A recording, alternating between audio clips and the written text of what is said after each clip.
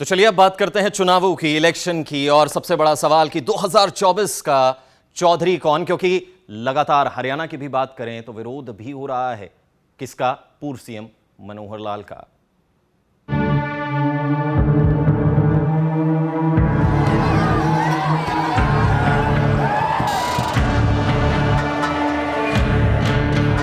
तो होते हैं ऐसे जिनको अपने आप को शादी मानदंडों पे बड़े क्रांतिकारी हैं, भगत सिंह बन के आ गए और यहाँ आएंगे तो पता नहीं ना बड़ा नाम हो जाएगा और हम देश में कुछ भी कर देंगे। हम मुख्यमंत्री से सवाल जवाब करना चाहते थे, लेकिन उसने हमारे साथ खड़ा होना बेहतर नहीं समझा। 4 घंटे में लगभग 55 किलोमीटर की यात्रा हुई। बहुत लोगों ने उत्साह से और यात्रा का स्वागत किया। 2-3 जगह कुछ सिरफिरे लोग भी मिले। भाई कुछ छेड़ना नहीं है, लोग कुछ कहना नहीं है, आराम नाल अंदर ले जाओ, रोटियां खिलाओ अंदर ले जाके। तो ये जो तस्वीरें आपने देखी है कहीं और की नहीं, करनाल की है। करनाल वो जगह जहां से पूर्व सीएम मनोहर लाल चुनावी मैदान में है। मैदान में उतरकर जन प्रचार, या ये कहें कि जनता के बीच में जा रहे हैं, जनता को संबोधित कर रहे हैं। और इसी सिलसिले में उनके काफिले को, उनके ये कहें कि जो चुनाव प्रचार के लिए रथ यात्रा उन्होंने निकाली, उसको घेर लिया गया किसानों के द्वारा उनका विरोध जो है वो किया गया। किसानों ने मनोहर लाल को हरे झंडे भी दिखाए, उनके काफिले की गाड़ियों को रोकने की कोशिश की, उसके दरवाजे तक खोलने की कोशिश की गई, गाड़ियों को जमकर जो है उस पर हाथ भी पीटे गए। आपको बताएं कि पूर्व सीएम का रास्ता रोकने की कोशिश जो है वो किसानों द्वारा की गई, काफिले की गाड़ी को रोकने की, उसके दरवाजे को खोलने की कोशिश की गई।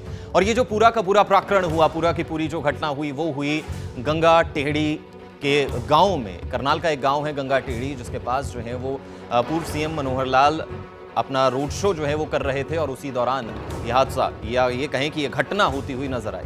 प्रदेश के पूर्व मुख्यमंत्री मनोहर लाल लोकसभा से भाजपा प्रत्याशी हैं।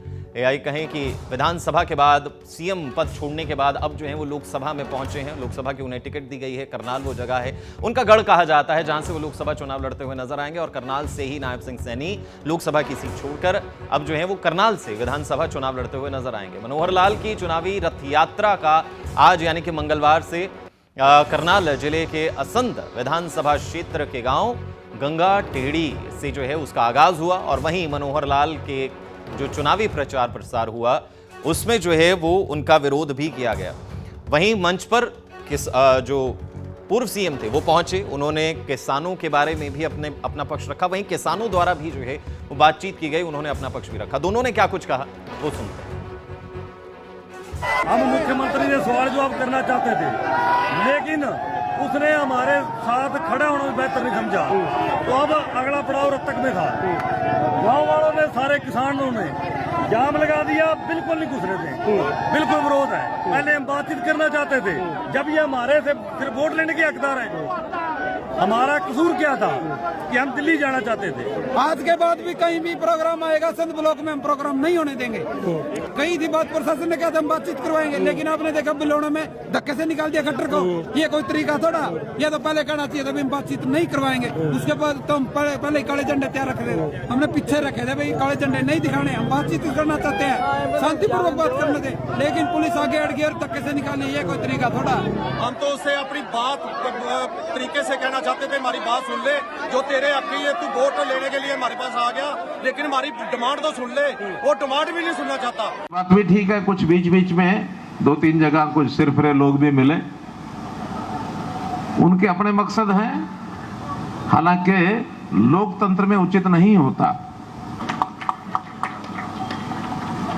हाँ, कोई नहीं, इसी प्रकार के लोग थे जो मैं बता रहा था, वो जो सिरफिरे वाले थे ना, वो एक ये आ गए यहाँ।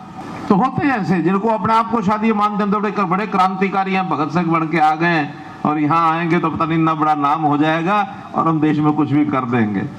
लोकतंत्र है, देश आजाद है।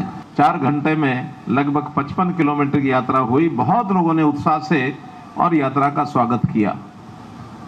ये बात भी ठीक है, कुछ बीच बीच में 2-3 जगह कुछ सिरफिरे लोग भी मिले। और विचारों की लड़ाई में इस डेमोक्रेटिक सेटअप में सबको संविधान ने छूट दे रखी है कि आप अपनी बात कहने के पूरे अधिकारी हैं। आप किसी भी पार्टी के हिसाब से आगे बढ़ सकते हैं, कोई पार्टी आपके विचार को नहीं सुनती तो आप अपनी पार्टी बना के भी आगे बढ़ सकते हैं।